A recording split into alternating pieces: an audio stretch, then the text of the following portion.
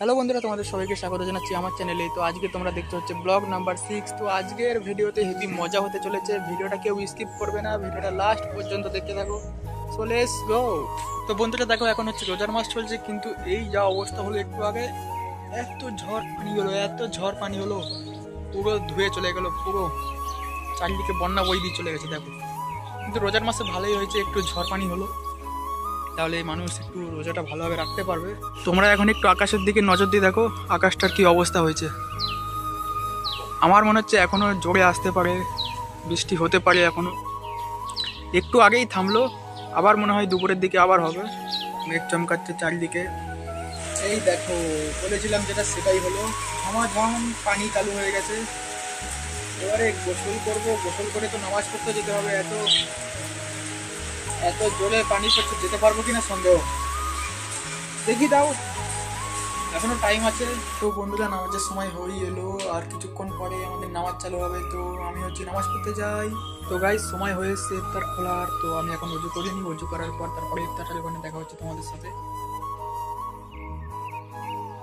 তো আজকে ইফতারে আছে আমাদের, তো এই যে তোমরা দেখতেই পাচ্ছ, তরমুজ, আঙুর, কলা, আপেল, শসা আছে, আর খেজুর আছে একটা, আর তার সাথে আছে আমাদের শরবত আর একটা জলের বোতল, সেটা সব জায়গায় থাকে।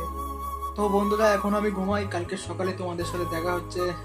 হ্যালো বন্ধুরা, তোমাদের সবাইকে গুড আফটারনুন। তো আজকে তোমরা দেখতে হচ্ছে ব্লগ নাম্বার 6। যেমনটা তোমরা জানো, আগের দিন কিরম ওয়েদার ছিল আর এখন দেখো কিরম ওয়েদার। আজকে হচ্ছে গরম গরম ওয়েদার, আজকে হেভি রোদ্দুর উঠেছে ভাই। একটু আগে খুব রোদ্দুর ছিল, এখন একটু তো কমেছে। দেখো, তোমাদের আমি আকাশের হাল দেখাচ্ছি আগের দিন আর আজকের দিনটা দেখলেই বুঝতে পারবে কি হয়েছে। এই দেখো তোমরা আকাশের হাল আগের দিন আর আজকের দিনটা দেখেছো? আগের দিন কত ঠান্ডা ছিল আর আজকের দিনটা দেখো কত গরম পড়ে গেছে বাবারে। আর এই গরমে রোজা রাখা, বাপরে বাপ, খুব মুশকিল ব্যাপার।